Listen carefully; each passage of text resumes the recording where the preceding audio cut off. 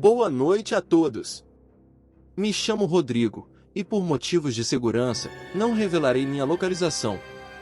Na verdade, gostaria de relatar uma história de um amigo que trabalhava como repórter investigativo. Ele tinha alguns áudios vazados em seu laptop, sendo que um deles foi enviado por um caminhoneiro chamado Klemer a um amigo em 2015. Então, fiquem com a história como se fosse contada por ele mesmo. Há muitos anos, abandonei meu trabalho como motorista de ônibus para me tornar caminhoneiro e ganhar a vida dessa forma. No início, estranhei um pouco, afinal, não tinha mais horários fixos. Toda hora era hora, e eu acabava percorrendo diversas estradas, conhecendo novos lugares. No geral, era um bom emprego, mas o único problema era a saudade que sentia da minha família. Eu só conseguia ver minha esposa e filhos 5 vezes por mês, e toda vez que me despedia deles, era um momento de muita tristeza. Meus filhos ficavam abatidos, e isso também me deixava com o coração partido. Mas eu tinha que ter em mente que precisava trabalhar, era para o bem da minha esposa. Numa noite qualquer, enquanto dirigia, ouvi uma notícia sobre um homem que pedia carona para caminhoneiros e depois os assassinava. Acredita que achei essa notícia bem confusa? Não citava o local nem as vítimas. Enfim, não me importei com isso, nem sei se deveria ter me importado. Durante uma parada num posto de gasolina, acabei ouvindo alguns caminhoneiros falando sobre esse assassino que matava nossos colegas de profissão. Eles estavam muito assustados, temendo até por suas vidas.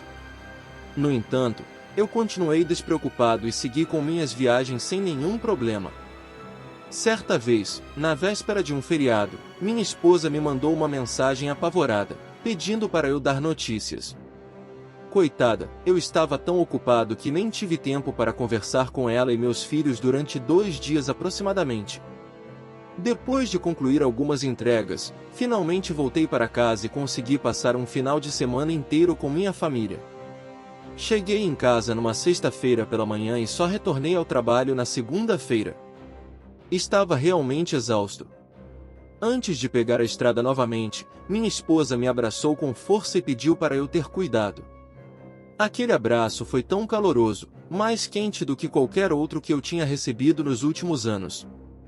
De volta ao trabalho, liguei o rádio e comecei a ouvir mais notícias sobre os assassinatos que ocorriam nas estradas. As vítimas não eram apenas caminhoneiros, mas qualquer pessoa que estivesse andando sozinha nas rodovias. Algumas testemunhas disseram que o assassino dirigia um caminhão. Ao saber disso, minha falta de preocupação com o caso se transformou em apreensão, afinal, o assassino dirigia um caminhão. Eu poderia conhecê-lo. Em uma das minhas paradas rotineiras, notei manchas de sangue na porta do meu caminhão. Era como se fosse um aviso. Eu compartilhei aquilo com um amigo, e ele também ficou assustado. No dia seguinte, perdi todo o contato com ele, e desde então não nos falamos. Eu estava conversando com minha esposa sobre os assassinatos, e ela pediu que eu ficasse calmo e não desconfiasse de nada. Ela sugeriu chamar a polícia. Pouco tempo depois, ela caiu em lágrimas ao contar que um dos meus colegas de trabalho havia sido brutalmente assassinado.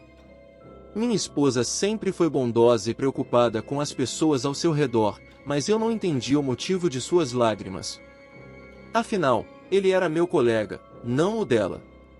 Na verdade, eles mal se falavam, apenas se cumprimentavam. Após saber da morte do meu colega, fiquei abalado. Ele também tinha uma família que o esperava em casa. Durante minhas viagens, ocasionalmente encontrava antigos colegas de profissão, o que me distraía. Em um desses encontros, um velho amigo que eu não via há muito tempo disse que precisava me contar algo importante, na verdade, mostrar algo. Ele abriu a galeria de fotos do seu celular e me mostrou algo que eu não conseguia acreditar, imagens íntimas da minha esposa. Ele tinha pelo menos 10 fotos dela. Ela enviava essas fotos para esse colega meu que havia sido assassinado. Eles eram amantes.